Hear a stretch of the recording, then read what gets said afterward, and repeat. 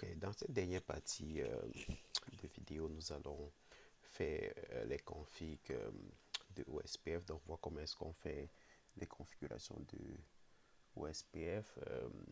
On va aussi regarder du DHCP. Et une des choses importantes à faire, c'est configurer le relais DHCP. Donc, il faut faire ça avant de configurer les listes de contrôle d'accès. Si nous ne configurons pas le relais DHCP, les PC du réseau local ne seront pas en mesure d'obtenir l'adresse IP à partir du serveur DHCP. Donc, il s'agit juste de venir sur cette interface locale, donc qui est le gateway pour les hôtes de ce réseau, du réseau .10 par exemple, et de dire OK, voici l'adresse IP du serveur, donc avec l'adresse IP helper address. OK. Donc, lorsque nous configurons en fait les paramètres OSPF, c'est simple. Je vais juste aller en mode config. Donc, pour changer le hello et le dead time, il faut aller au niveau de l'interface et c'est pas n'importe quelle interface. Dans ce cas, vu que c'est pas spécifié, on va le faire sur toutes les interfaces qui interconnectent ces trois routeurs. On ne les fait pas au niveau des interfaces locales. Et ok, et parce que suivant la logique de l'exercice rendu à cette étape, vous aurez déjà eu à faire le passif interface sur les interfaces locales, n'est-ce pas? Ça veut juste dire quoi? Je vais prendre un exemple ici. Router OSPF 34, ici. Donc, passif interface. Dans ce cas, si on aurait dit G0 comme ceci, ce que ça fait, c'est que ça empêche aux mises à jour de routage, aux paquets Hello et autres d'être envoyés inutilement vers ce réseau local. La raison, c'est quoi? Vous n'avez ce commutateur ne participe pas au processus OSPF ici. Ce PC ne participe pas au processus OSPF ici. Donc, pour des raisons de sécurité, il est toujours intéressant d'interdire l'envoi des mises à jour sur des liaisons qui interconnectent des équipements qui ne participent pas au processus de routage OSPF. Parce qu'un hacker pourrait faire un trunking ici et forcer l'envoi de ses propres mises à jour de routage et être en mesure même de prendre le contrôle de vos routeurs avec. Donc, il est très important de faire passif interface. Donc, dans ce cas, si on devait faire passif interface sur tous les routeurs locaux, donc, juste avec cette commande-là, donc j'aurais, par exemple, ici fait également passif interface G01. Donc, je ferai pareil sur les autres. Donc, parce que ça, c'est des interfaces locales. Pas besoin d'envoyer des mises à jour ici et ni de recevoir. Donc, une autre pratique consiste à utiliser nos passif interface default. Ça va d'utiliser passif interface default, ça va comme mettre toutes les interfaces en mode de non-réception et vous allez maintenant utiliser une autre commande pour autoriser spécifiquement les, euh, les mises à jour à être envoyées sur certaines interfaces. C'est deux façons de faire et qui, en fin de compte, fonctionnent bien. OK. Donc, pour ce qui est de la configuration des messages Hello et des timers, donc vous choisissez votre équipement. Par exemple, dans ce cas, je vais aller à l'interface G, pas G, mais S0, comme ceci.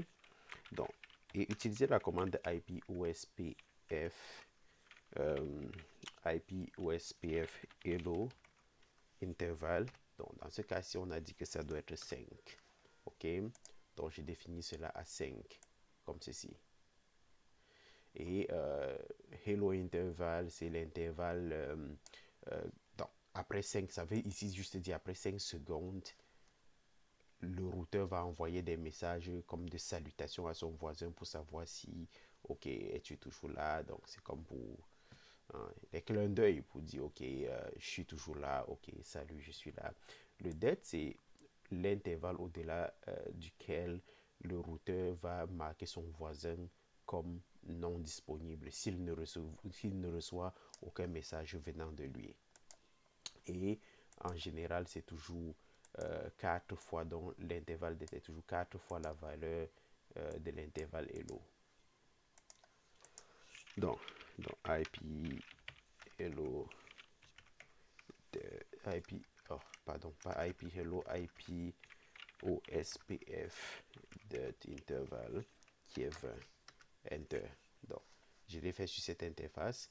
Je dois faire pareil sur l'interface S00 de R2. Donc, je me connecte. Classe. Donc, interface S00 IP OSPF hello 5 IP OSPF date Kevin, ainsi de suite. Donc, je sauvegarde tout simplement. Donc, je fais exactement la même chose sur cette interface, sur cette autre. Donc, je prends un dernier exemple ici. Donc, je viendrai ici faire conft intervalle S00. Je fais IP OSPF d'intervalle qui est 20 et IP OSPF hello intervalle qui est 5 et je sauvegarde tout simplement. Donc, et si vous faites l'erreur de mettre par exemple le hello à cet intervalle à 5 et vous venez mettre ici à 6, ça va pas fonctionner, ça va générer des erreurs. Ok, c'est vraiment bien de mettre la même chose. Ok, donc ça c'est pour la config des paramètres OSPF. Ok, donc on avait déjà fait le router ID. Ok, bon, donc une autre chose qu'il est important de faire, je le mentionnais tantôt, c'est de configurer le relais. Ça veut dire, je viens ici, je dois configurer le IP helper ici. Donc, je me rassure que je suis dans la bonne interface, je peux la ressaisir. J'ai 00 IP helper adresse et je dois mentionner l'adresse du serveur qui est 10.60.254 tout simplement. Et je dois aussi faire la même chose sur cette interface parce que ça a besoin d'adresse via DHCP.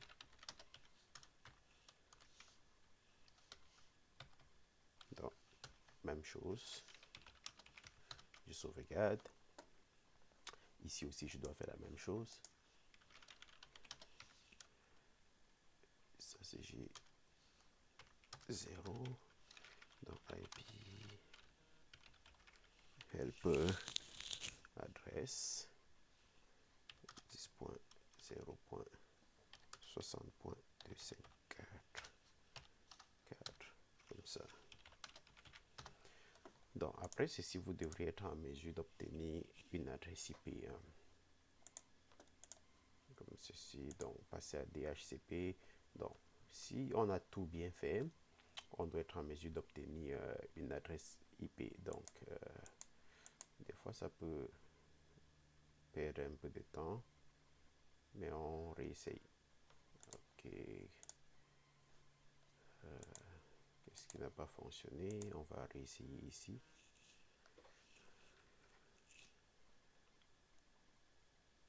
Ok, fail.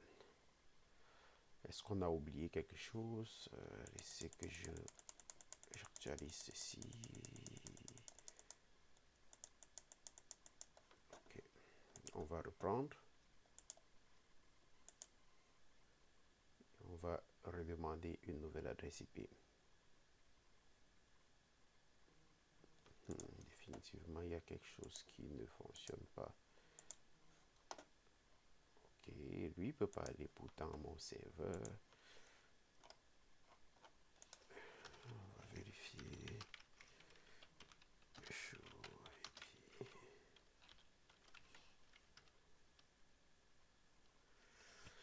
Oh non, bon, pas besoin de pool.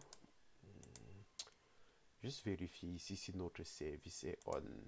Très important. Donc, on avait oublié d'allumer notre service ici, donc on ne va pas obtenir d'adresse IP. Donc très important, vérifiez toujours si votre service est on. Donc vous allumez votre service DHCP. Si il n'est pas on, il ne va pas fonctionner. Pareil, dans tous les services que vous activez, rassurez-vous qu'ils sont on. Donc ça c'est une étape importante, donc que j'ai probablement oublié de mentionner dans la vidéo. Donc si le service n'est pas on, le service ne va pas fonctionner. Donc voilà, maintenant on a allumé le service, on est maintenant en mesure d'obtenir les paramètres de connexion IP. Ok, donc après ça c'était la partie liste de contrôle d'accès. Je vais vraiment pas m'attarder là-dessus parce que toutes les commandes vous avez été données. Le but ici était que vous puissiez lire par vous-même et essayer de comprendre comment tout ceci fonctionne. Donc le scénario est décrit très clairement. On vous dit qu'est-ce qu'on veut faire, on vous dit sur quel routeur vous devez le faire, sur quelle interface, et même la direction et la commande est fournie, comment est-ce qu'il faut tester, ainsi de suite. Donc je vais laisser à ce niveau vu que vous aviez déjà toutes les commandes, mais s'il y a des questions, laissez-moi savoir et on va en parler. Ok? Donc, merci, à plus tard.